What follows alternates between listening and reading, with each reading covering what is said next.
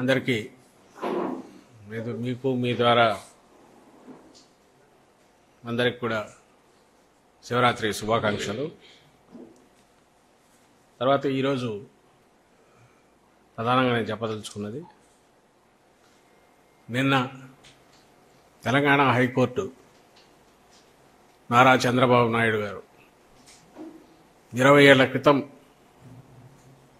చేసిన ఒక మహా దోపిడీ గురించి ఒక పిటిషనర్ వేసిన ఐఎంజీ భారత్ పిటిషనర్ వేసిన దాన్ని పిటిషన్ను కొట్టివేస్తూ ఇచ్చిన జడ్జిమెంటు ఆర్డరు, ఇది నేపథ్యం. ఇది ఎందుకు ఇప్పుడు దీని గురించి మాట్లాడుతున్నామంటే, నారా చంద్రబాబు నాయుడు అనే వ్యక్తి ఆయన దేనికైనా పేరుగాంచిన వాడంటే ఒక దోపిడీకి, నిలువు దోపిడీకి, ప్రపంచంలోనే గుడిని, గుడిలో లింగాన్ని దాని కింద మట్టితో సహా స్వాహా చేయగలిగిన అది క్లాసికల్ పద్ధతిలో చేయగలిగిన నేరస్తుడు ఎవరైనా ఉంటే వాళ్లకు నాయకుడిగా ఉంటాడని చెప్పడానికి పనికొచ్చే క్లాసిక్ కేసు అది. ఆ రోజు జరిగింది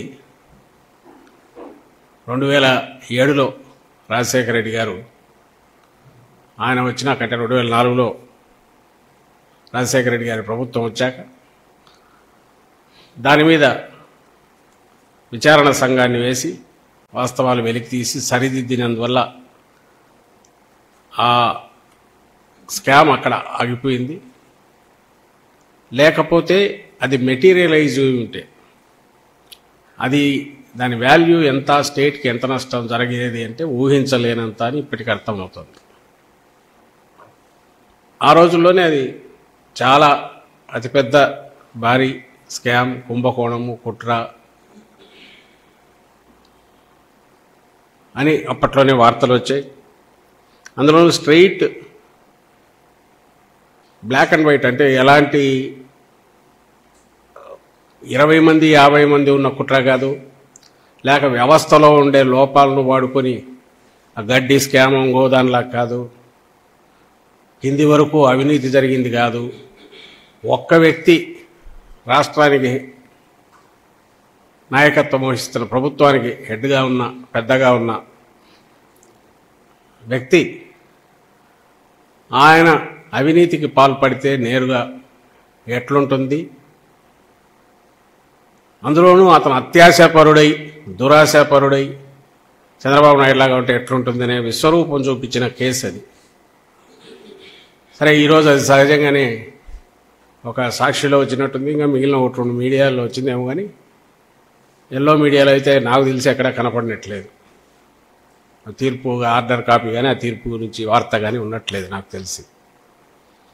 క్లుప్తంగా అది యుఎస్లో ఉండే ఐఎంజీ అకాడమీ అనే స్పోర్ట్స్ అకాడమీకి దాని 100% సబ్సిడరీ అనే పేరుతో అసలు సంబంధం లేని ఒక ఐఎంజీ భారత్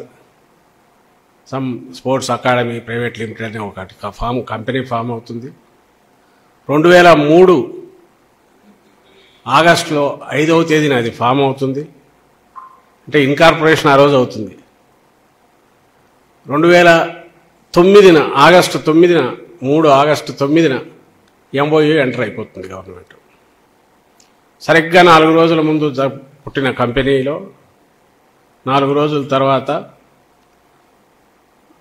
ప్రభుత్వం ఎంఓయూ ఎంటర్ అవుతుంది.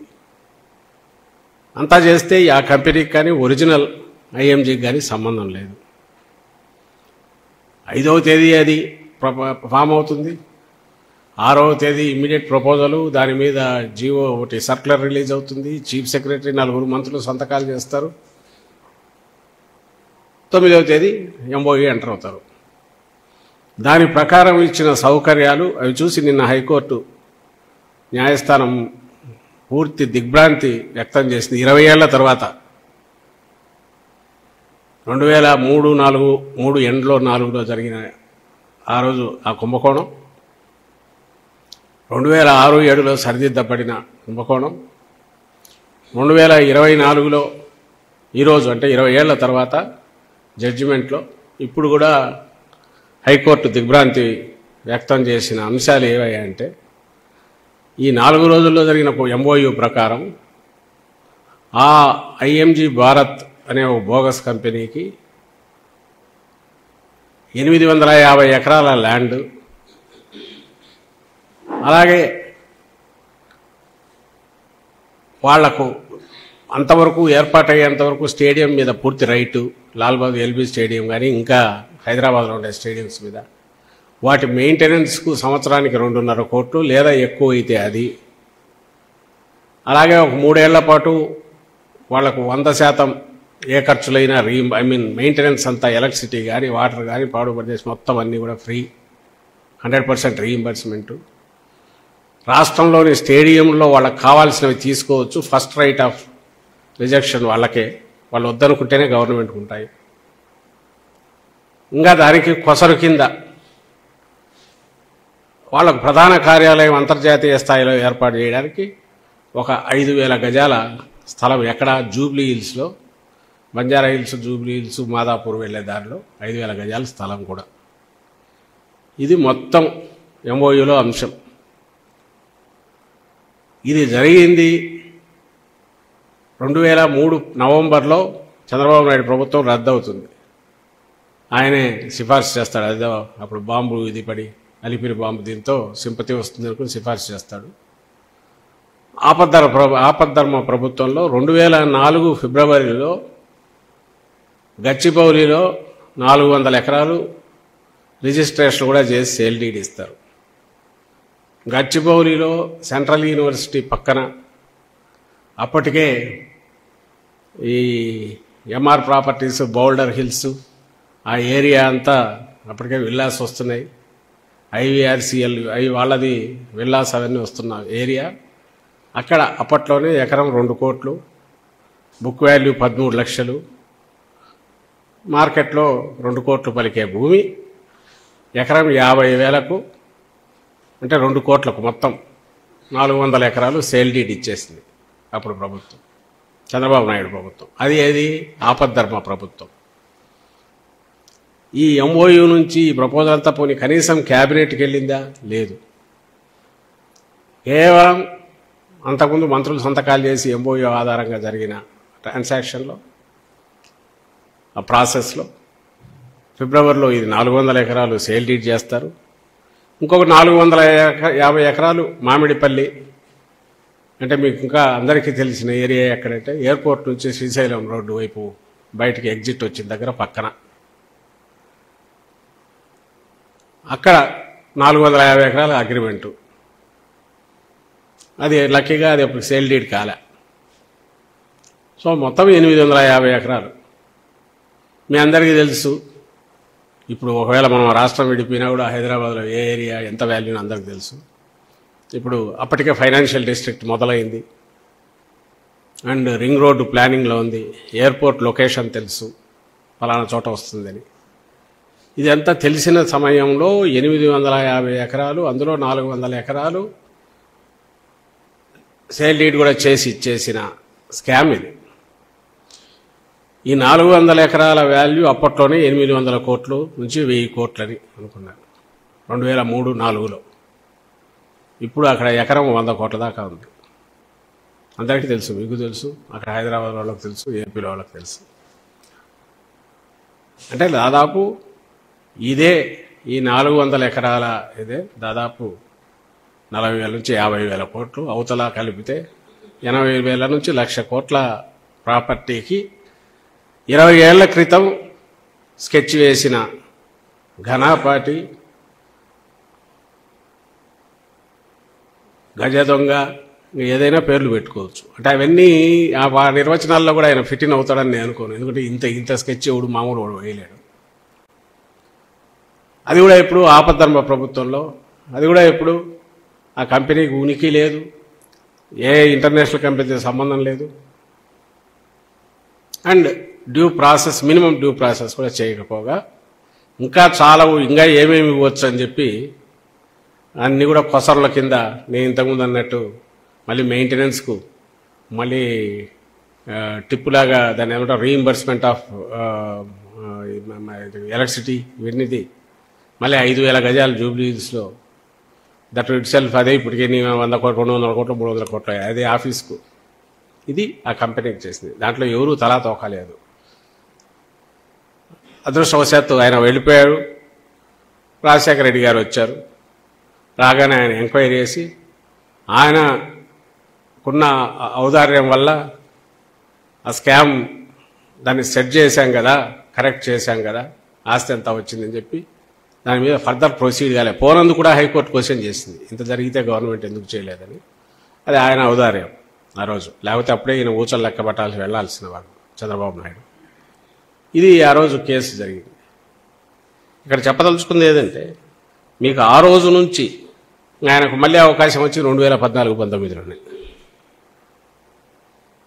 అప్పట్లోనే ఆయన ఎలాంటి స్కెచ్ వేశాడనేది ప్రూవ్ చేసి జాతీయ స్థాయిలో అంతర్జాతీయ స్థాయిలో కూడా ఒక ఎప్పటికైనా హిస్టరీలో నిలిచిపోయేదైనా స్కామ్స్టర్ ఎవరైనా ఉన్నారంటే అలాంటి అతి కొద్ది మందిలో ఈయన పేరు కూడా పెట్టగలిగిన, చంద్రబాబు నాయుడు పేరు పెట్టగలిగినంత ఘనత అప్పట్లోనే సాధించిన వ్యక్తి.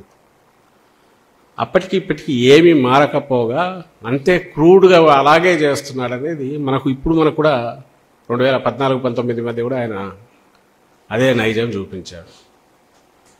సేమ్ అదే టైపు. పూర్వం దొంగలు ముఠాలు ఏమైనా పడితే వాటికి ఒక ఎట్లా వ్యవహరించే వాళ్ళని దాన్ని బట్టి పలానా వాళ్ళని కనుక్కునే వాళ్ళంట. ఈ స్కామ్స్ చూస్తే ఇది చంద్రబాబు నాయుడు అని చెప్పి మార్కు ఇప్పుడు కనపడుతున్నాయి. 2014-19 మధ్య మీరు చూస్తే స్వభావం సేమ్. అమరావతిలో స్టార్టప్ ఏరియా, కోర్ ఏరియా 1700 ఎకరాలు.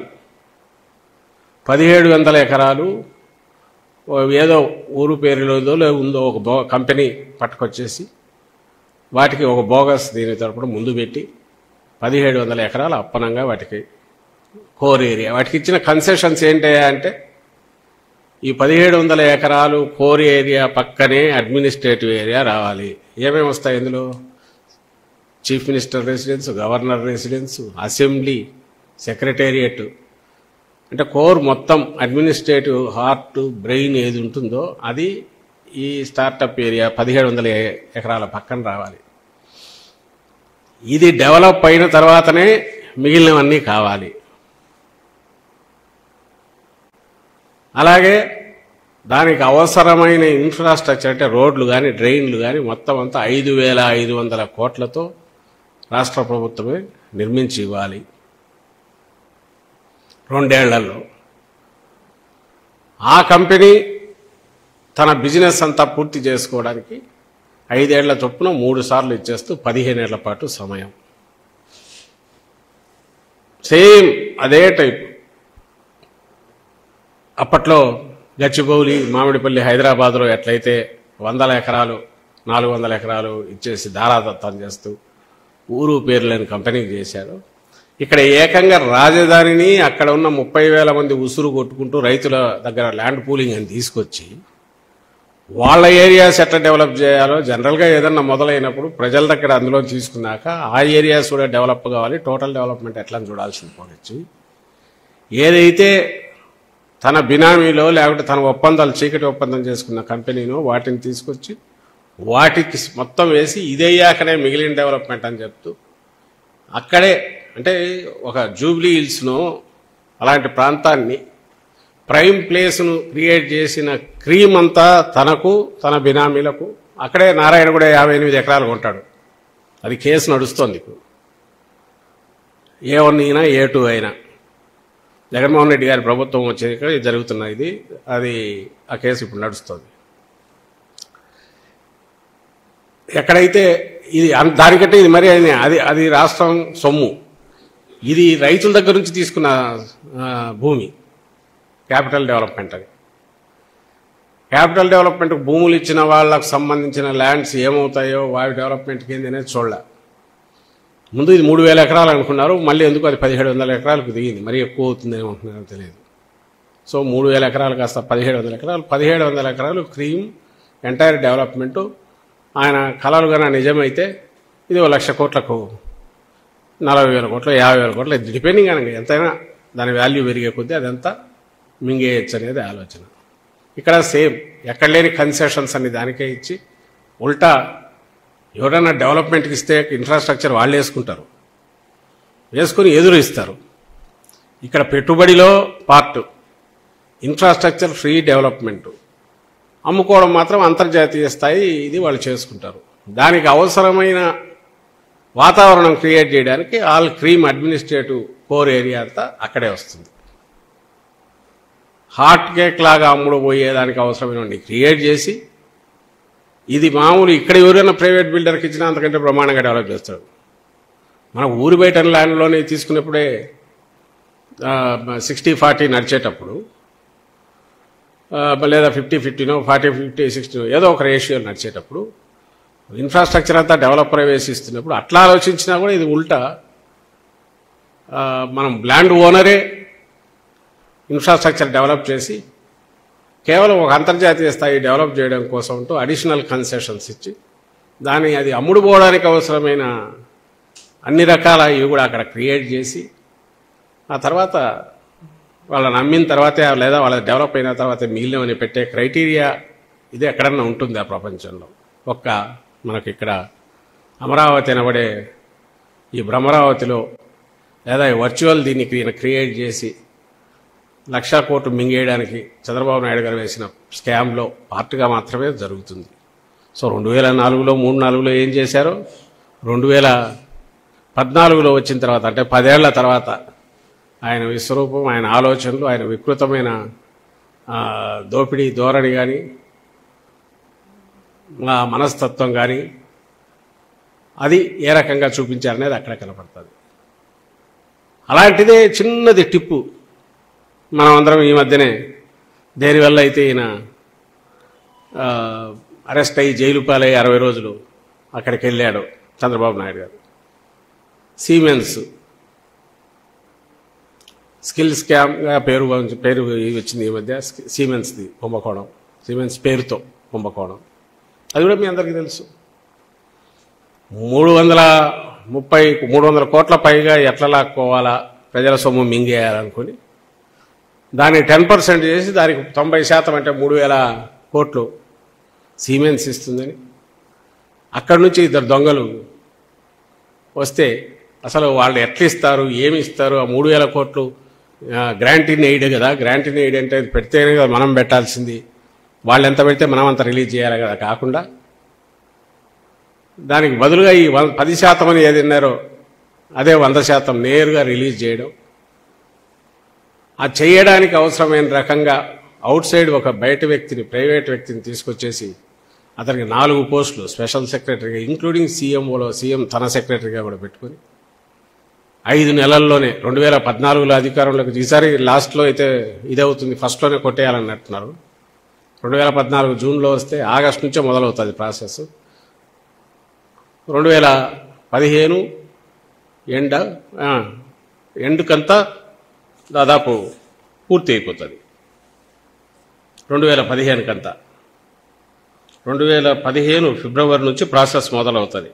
క్యాబినెట్ అప్రూవల్ డిసెంబర్ 2015 నుంచి మార్చి 2017 మధ్య 371 కోట్లు ట్యాక్సులు కూడా ఎక్స్క్లూజివ్ ఆఫ్ ట్యాక్సెస్ అన్నారు కాబట్టి 330 కోట్లు నేరుగా ఒక షెల్ కంపెనీలోకి వెళ్ళి అక్కడి నుంచి వెళ్తుంది. దానికి ట్యాక్స్లు అదనంగా ప్రభుత్వం అంటే ప్రజల సొమ్ము పే చేసి 370 కోట్లు నేరుగా పంపించేస్తారు. దానికి సంబంధించిన ఎలాంటి చెక్ చేయడము, అలాగే దానికి ముందు వాళ్ళు ఏమిస్తున్నారో చూడడము, అసలు వచ్చిందా లేదా, దానికి సమంగా మనం వాటా పెడుతున్నామా లేదా ఏమి చూడకపోవడం, అసలు క్యాబినెట్లో జరిగే డిస్కషన్ ఒకటి జరుగుతుంది, జీవో ఒకటి ఇష్యూ అవుతుంది, సంబంధం లేనిది ట్రైపార్టైట్ అగ్రిమెంట్ అని ఇంకోటి చేసుకుంటారు. అంత మొత్తం కూడా శ్యామ్, పేరు మాత్రం సీమెన్స్తో ఒప్పందం. అంతా చేసి సర్వీస్ ట్యాక్స్ వాళ్ళు ఎగ్గొట్టి ఎవరో దానికోసం క్రెడిట్ క్లెయిమ్ చేసినప్పుడు జీఎస్టీ మూవ్ అయితే తీగలాగితే మొత్తం పోయి సీమెన్స్ వరకు పోతే అక్కడ చెక్ చేస్తే దాని ద్వారా సీమెన్స్ తెలిస్తే అది ఇక్కడికి కూడా తెలిసినా కూడా ఎవరికి ఇమ్మని లేదు. పైగా ఉన్న రికార్డులన్నీ తగలబెట్టేసి ఏమీ అవైలబుల్ లేకుండా చేసిన ఘనుడు. ఇక్కడ అదే ఇది మోడస్ ఆపరేండి ఏంటి, ఓ పెద్ద కంపెనీ పేరు, దాని పేరు మీద చెప్పేయడం, హడావుడిగా అగ్రిమెంట్ చేసేయడం, ఆ వచ్చిందంతా మొత్తం ఏదో 100 రూపాయల్లో 10 రూపాయలు తీసుకోవడం కాదు, 100 మీద మళ్ళీ ట్యాక్స్ కూడా ప్రజలదే కట్టేసి తోసేయడం. ఇది ఈ స్కామ్లోనూ కనపడేది. ఆ రోజు 20 ఏళ్ల క్రితం జరిగింది అదే. ప్రజలు మర్చిపోయినారు.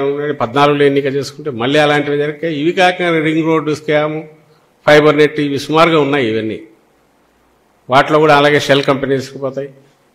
కానీ ఇది క్లాసికల్ ధోరణి. ఒకటే మోడస్ ఆపరెంట్తో కనపడే కేసులు ఈ 3. అది కానీ అమరావతి కానీ స్కిల్ స్కామ్ కానీ.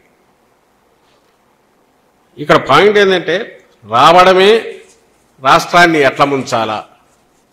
మీరు ఎన్నిసార్లు ఈ ప్రజల ఇదైనా వాళ్ళు మర్చిపోతారు. మళ్ళీ ఒకసారి మించి ఇంకోసారి దోచుకోవచ్చు అనే ధోరణితో దోపిడీకి ఎన్ని రకాల అవకాశాలు, ఎన్ని రకాల ఇవి చేస్తాయని చూస్తూ ఏమాత్రం ఇది లేకుండా నిస్సంకోచంగా అడ్డంగా నిలువు దోపిడీ రాష్ట్రాన్నే 5 కోట్ల మందిని కూడా రాష్ట్రాన్ని 5 కోట్ల మందిని చేయగలిగిన దిట్ట తానని చెప్పి చంద్రబాబు నాయుడు గారు రుజువు చేసుకున్నారు.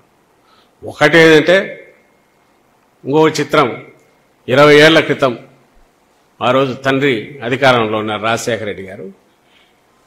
ఆయన బహుశా ఇది ఫ్యూచర్లో ఇట్లా చేయరనుకున్నారో ఏదో మరి మొత్తం మీద ఆయన వదిలేశాడు. ఈరోజు ఆ పనిష్మెంటు జగన్మోహన్ రెడ్డి గారు అంటే కొడుకు ఈరోజు ముఖ్యమంత్రి అయ్యారు. ఈయన హయాంలో దొరికిన వాటిలో ఈసారి ఈయన వదిలితే ఇంకా ప్రజలకు ఇంకా ఎలాంటిది చేస్తాడో, రాష్ట్రాన్ని ఇంకెంత ద్రోహం చేస్తాడో అనే దీంతో ఆ కేసు దారిని అది పెట్టడము, న్యాయస్థానాలు కూడా దాన్ని గుర్తించడంతో అట్లీస్ట్ ఫస్ట్ టైం కటకటాల పాలు జైల్లో ఉండడం. ఈయన స్వభావం ఏదనేది రికార్డ్ అయ్యే రకంగా, లేకపోతే అన్ని బెయిల్ల మీదో టెక్నికల్ గ్రౌండ్స్ మీదనో తన స్కామ్స్ దీని నుంచి తెర మీద వచ్చిన కేసుల నుంచి తప్పించుకునే ప్రయత్నం చేసే చంద్రబాబు తొలిసారి ఓ రికార్డుల్లో ఈ రకంగా ఎక్కించారు. అది ఆ రోజు ఆయన చేయని పని ఈరోజు జగన్మోహన్ రెడ్డి గారు చేయగలిగారు. కానీ స్వభావం అదే. ఇప్పుడు మళ్ళీ 24లో మళ్ళీ ఏదో ఒక రకంగా మళ్ళీ ప్రజలు ఏదో ఒకటి ఆశీర్వదిస్తారేమో, అన్నీ మర్చిపోయి ఉంటారేమో ఇవన్నీ. కాబట్టి ఈ ఎన్నికల్లో ఎట్లా ఒకటి లాగేస్తే ఈసారి రాష్ట్రాన్ని చుట్టేసి చాప చుట్టినట్టు చుట్టేసి మింగేయచ్చు.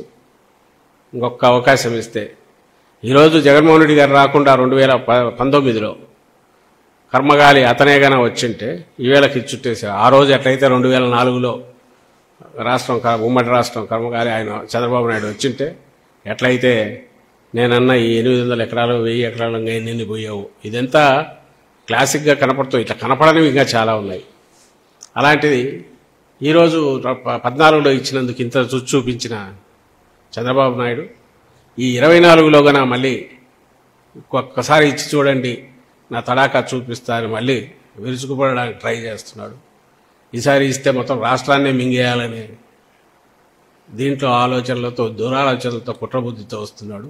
ప్రజలందరూ గమనించాల్సింది ఇతను రావడము అంటూ జరిగితే ప్రపంచంలో లేని ఎవ్వరూ చేయలేనివి ఏదైనా చేస్తానని చెప్పి జగన్మోహన్ రెడ్డి గారు ఎప్పుడు అన్నట్టు కేజీ బంగారం బెంజి కారు కాదు, ఇప్పుడు కొత్తది ఇంకా ఏదైనా వేరే కొత్త కార్లు వచ్చింటే బెంజి కాక అంతకంటే పెద్ద అదే 10 కేజీల బంగారం అయినా సరే ఇస్తానంటాడు. ఎవరు చేయలేని పనులన్నీ చేస్తానంటాడు. వచ్చిన తర్వాత నిజంగానే ఎవరు చేయలేని ఆలోచించలేనంత దోపిడీ చేయగలిగిన మింగేయగలిగిన ఘనాపాటి ఘనుడు ఈయనని ప్రజలు గుర్తించాలా చంద్రబాబు నాయుడు గురించి అని మా విజ్ఞప్తి. Thank you.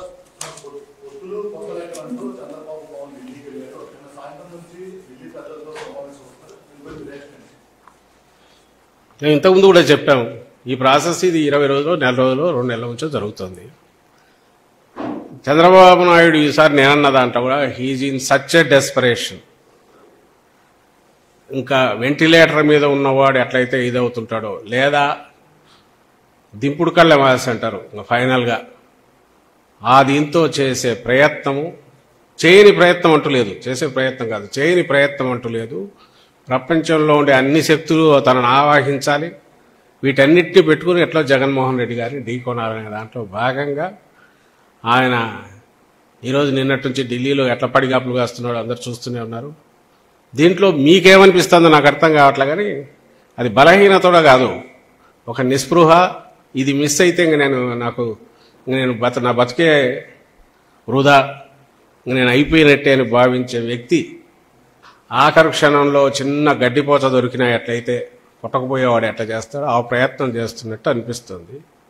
ఇంకా అది దాంట్లోనే నిస్సహాయత, బలహీనత, డెస్పరేషన్ ఏదైతే ఉందో అది బలమని ఎవరని అనుకుంటే, తద్వారా ఆయన ఏదో చేయగలడని అనుకుంటే అది భ్రమే అవుతుంది.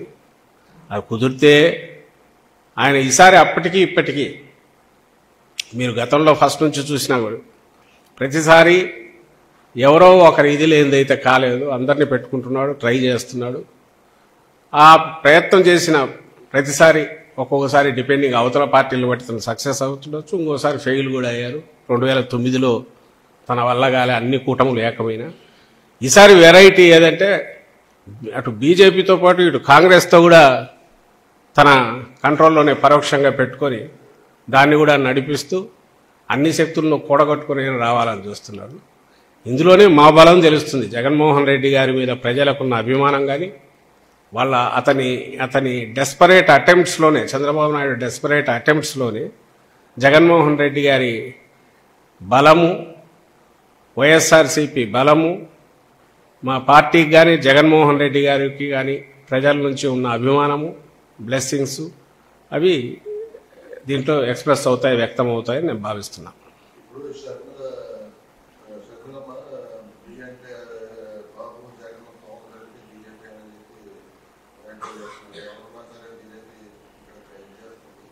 ఏవో పడికట్టు మాటలు లాంటివి 4 పట్టుకొని ఎవరో రాయించిన స్క్రిప్ట్లు చదవడం, వాటికి ఏమైనా వాల్యూ ఏమైనా ఉంటుందా చేసేసి. ఎప్పుడైతే ఆమె షర్మిలమ్మ, మేము ఎప్పుడు చెప్తూనే ఉన్నాం, తెలంగాణలో ఉన్నప్పుడు ఒక పార్టీ, ఇప్పుడేమో ఒక ఎత్తిపోయిన దివాలా తీసిన పార్టీకి, నేను ఇంతకుముందు అన్నట్టు చంద్రబాబు నాయుడు డైరెక్షన్లో ఓ పాడుబడిన బంగ్లాను కదా రెంట్కి తీసుకున్నట్లయితే శిథిల భవనాన్ని ఇచ్చేసుకొని చేసినట్టు ఆమెను పెట్టి నడుపుతున్నారు. సో అక్కడ నుంచి ఏమేమి వస్తే అవన్నీ మాట్లాడుతుంటారు. టార్గెట్ జగన్మోహన్ రెడ్డి అనే దాంతోనే వెళ్తున్నారు. అది ఆ పార్టీ లక్ష్యం కావచ్చు, దానికి తగినట్టు ఆమె ట్యూన్ అయ్యిండొచ్చు, వెనకడ నడుపుతున్న వాళ్ళ లక్ష్యం అయ్యిండొచ్చు, దానికి తగినట్టు ఆమె ట్యూన్ అయ్యిండొచ్చు. అవే మాటలు వస్తున్నాయి. ఎన్ని రోజులు మాట్లాడినా అవే వస్తాయి, పూను ఇంకా పెరుగుతాయి. ఇంకా అసహ్యకరమైన రీతిలో, ఇంకా నీచమైన దీంట్లో, ఇంకా అగ్లీ దీనిగా ఇది పోబోతుంది. ఎందుకంటే నడిపించేవాడు ఎవడైతే వాళ్ళ కోరికలన్నీ ఇట్ట తీర్చుకుంటున్నారు.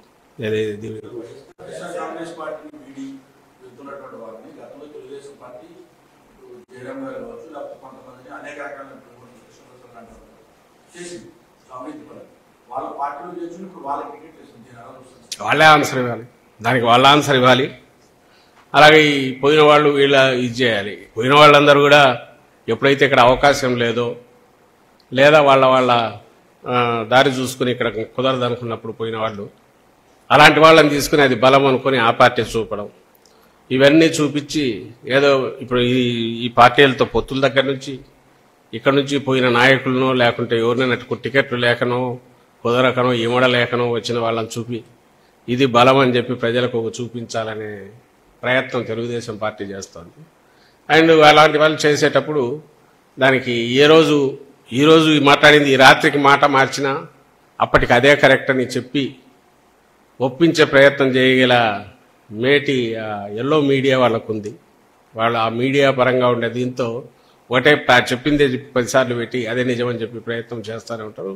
వాళ్ళు ఏది అనుకుంటే అది నిజం అనుకుంటారు. కాబట్టి నేను ఇంతకుముందు ఉన్నట్టు ఇటు బీజేపీతో కానీ అటు కాంగ్రెస్తో కానీ అందరితో ఒకేసారి పొత్తు పెట్టుకోను డైరెక్ట్ ఇండైరెక్ట్ చేస్తూ అది బలహీనతే బలమని కూడా ప్రచారం చేసుకోగలిగినంత సామర్థ్యం ఉన్న గుంపు అది. చంద్రబాబు కానీ ఆయన వెంబడి ఉండేవాళ్ళు కానీ ఆ ముఠా కానీ మొత్తం. కాబట్టి అలాంటి వాళ్ళ వాళ్ళు దేన్నైనా సమర్థించుకోగలరు. దానికి జనం అయితే చూస్తున్నారు కాబట్టి వాళ్ళు ఇవన్నీ గమనిస్తుంటారని మేము అనుకుంటున్నాం.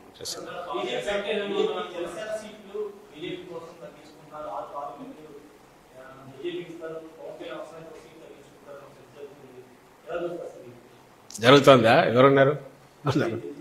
ఏమో తెలియదు, మనకు తెలియదు ఏం జరుగుతుందో. ఏం జరిగినా ఏదైనా ఇంతకుముందు ఒకసారి చెప్పినట్టున్నా, ఈయన తెలియకుండానే పెంచుతూ పోయిన దాంట్లో చంద్రబాబు నాయుడు పవన్ కళ్యాణ్కు 40-50 ఇవ్వకపోతే ఆయన బలం ఇంతని ఊహించుకునే వాళ్ళు నిరాశపడుతున్నారు. అది బ్యాక్లాష్ వస్తుంది, అది కొడుతుంది. ఇది వాళ్ళు చేసుకున్నదే. ఆయనకు 24 ఇస్తే ఇంతేనా అని ఉంది. ఇప్పుడు ఆయన ముఖ్యమంత్రి అవుతాడు అనుకున్న వాళ్ళకు ఇంకా కాడనే దాంతో అర్థమైంది. ఆ రకంగా వాళ్ళు నిరాశపడినారు.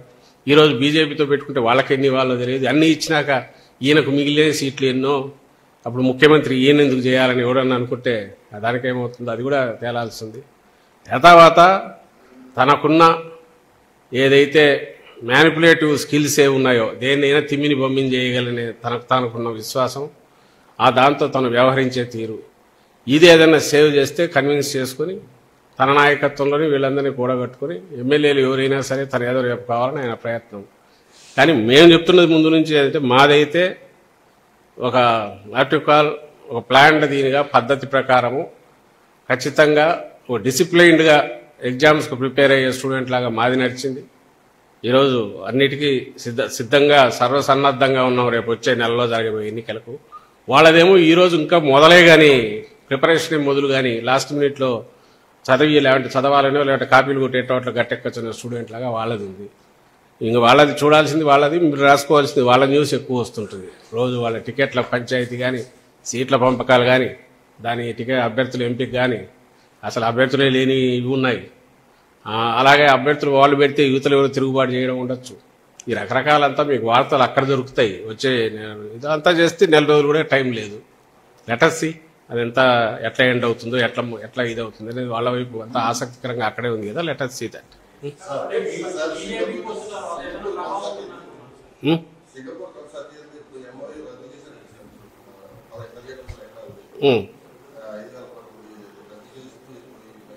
అదే కేసు నడుస్తోంది. అందుకే దాన్ని చెక్ చేయగలిగాము. ఆ రోజు అప్పుడు రాజశేఖర రెడ్డి గారు దాన్ని చెక్ చేశారు. ఈరోజు దీన్ని చెక్ చేయగలిగాము. ఈసారి ఏంటంటే కేసు కూడా పెట్టి ప్రొసీడ్ అవుతున్నాం. అప్పుడేమో ఆయన చెక్ అయిపోయింది, ఏం కాలేదు కదా అని ఔదార్యం చూపించారు ఆ కాలంలో 20 ఏళ్ల క్రితం. ఇప్పుడు ఇలాంటి వాళ్ళని వదిలితే మళ్ళీ ఆ బుద్ధి ఎప్పుడు అలాగే ఉంటుంది. కాబట్టి let the law take its own course అని కేసు పెట్టడం, న్యాయస్థానాలు కూడా ప్రైమ్ ఆఫీస్ కేసులు ఉన్నాయని అవి సీరియస్గా నడుస్తున్నారు. ఐ థింక్ ఈసారి ఒక లాజికల్ ఎండ్కు పోతుంది, ఇది ఎండ్ అయిపోతుందని మేము భావిస్తున్నాం. ఇది కూడా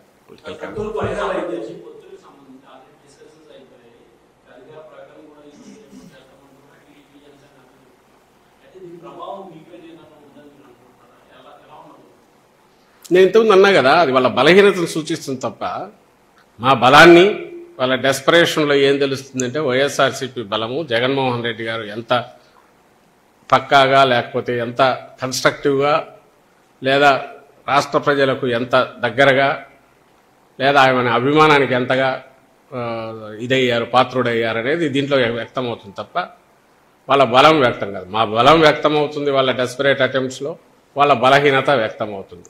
ఇవి లాస్ట్ మినిట్ వాళ్ళు చేస్తున్న గడ్డిపోతనైనా పట్టుకునే ప్రయత్నం ఏమిందో దాంట్లో ఏమి జరగదు. ఎందుకు జరగదంటే ఏది చేసినా 50% ద డెసిసివ్ మార్క్ అయినప్పుడు మాకు సంబంధించినంత వరకు 50% అబౌవ్ ఏ కాన్స్టిట్యున్సీ తీసుకున్నా మాకు ఉంది. కాబట్టి ఎందుకంటే ప్రజలకు చేసిన సేవ కానీ లేదా పథకాలు కానీ లేదంటే విప్లవాత్మకమైన సంస్కరణలు కానీ వీటన్నిటి వల్ల వీఆర్ కాన్ఫిడెంట్. వీళ్ళందరూ ఏకమైన, మీకు తెలియంది ఏముంది, 50% పైన ఉండేవాడిది అవుతుంది. వాళ్ళందరూ కలిసిన 49% అయితే దాటే అవకాశం లేదు. అండ్ కలిసిన వాళ్ళు ఎన్ని రకాల వీళ్ళు కలిశారు, వాళ్ళ మధ్య ఏమన్నా ఒక ముందు నుంచి ఒక భావసారూప్యం ఉందా? ఎక్సెప్ట్ 4 సీట్లు ఎక్కువ తెచ్చుకోవాలా, 2+2 4 అనే లెక్కలు వేసుకోవడం తప్ప 2+2 4 0 కూడా అవుతుంది. 0 కలిస్తే ఏమవుతుంది, ఇంకొక ఇది అవుతుంది. వీళ్ళు అంతిమయాత్రలాగా లేకపోతే ఫైనల్ స్టేజ్లో వెంటిలేటర్ మీద ఉన్న పార్టీ టీడీపీ. అవి అలాంటివి అసలు పార్టీ ఉనికే లేదు, పార్టీ పేరు ఉంది తప్ప దానికి ఒక స్వరూపంగా అనేది లేని జనసేన. ఇంకా అలాగే బీజేపీ నేషనల్ పార్టీ అయినా ఈ రాష్ట్రంలో దాని ప్రెజెన్స్ ఎంత ఉందో, లాస్ట్ టైం ఎంత ఓట్లు వచ్చాయో దానికి కానీ ఆ కాంగ్రెస్ కానీ మీరు చూశారు. ఇవన్నీ చూసినప్పుడు మీకే తెలుస్తుంది కదా దాని ఇంపాక్ట్ ఎంత ఉంటుంది అనేది. బట్ దాని నుంచి జనంకు అర్థమైంది ఏంటంటే వీళ్ళు పోతున్నారు, ఫెయిల్ అయినారు, జగన్మోహన్ రెడ్డి గారు సక్సెస్ అయ్యారు కాబట్టి తట్టుకోలేక వీళ్ళు ప్రయత్నాలు చేస్తున్నారు అనేది జగన్కి మెసేజ్.